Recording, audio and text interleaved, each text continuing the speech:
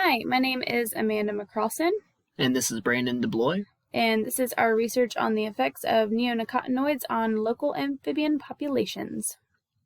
To start, I'll give you some background on why we chose this research. As most of you probably know, the hemlock trees are under attack by an invasive aphid-like insect called the hemlock woolly adelgid. To combat this insect, neonicotinoid-based insecticides are being used as treatment. The most common insecticides being used are called imidacloprid and dinotifuran. Previous studies have given evidence of delayed metamorphosis rates in amphibian species, specifically wood frogs, but the full extent to their effects of non-target species is unknown. These insecticides are used worldwide but have been banned in Europe. Amphibians were chosen as our organism of study due to their innate ability to be a great bioindicator. Their aquatic development, permeable skin, and cutaneous respiration allows us to investigate what harmful effects may be occurring. In this study, we studied the effects of these insecticides on the American toad. So earlier this year, we set up 9 mesocosms that were evenly acclimated for approximately 3 weeks with collected rainwater, stream water, and leaf litter from local known habitats of the American toad. Shortly after their acclimation, the tadpoles were collected, measured, and dispersed into their respective tanks.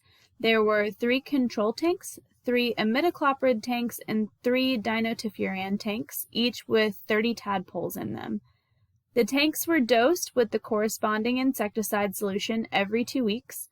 Water data was collected every week. This included pH measurements, dissolved oxygen, and temperature. These tanks were monitored daily for tadpole deaths. In the event of a death, the organism was removed, measured, and then frozen for later analysis. The surviving tadpoles that metamorphosed were removed as needed. Their snout to vent length and width measurements were taken at this time, and the morphlings were then kept in a terrarium. The survival was measured for the tadpoles and the metamorphs. After the demise of the last tadpoles and morphlings, an ANOVA was run to compare the data of size, metamorphosis, and survivability.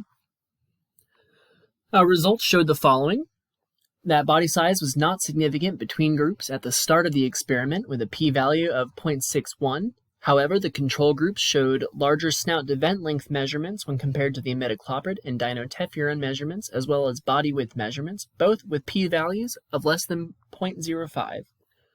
Metamorphosis times were also significantly different. Both imidacloprid and dinotifuran groups showed prolonged metamorphosis times when compared to control groups, with p-values also being less than 0.05. Lastly, both of the insecticide groups showed diminished survivability when compared to the control group, with a p-value less than 0.07. Overall, tadpoles and metamorphs that were treated with the insecticides showed delayed metamorphosis, smaller size, and increased mortality rates.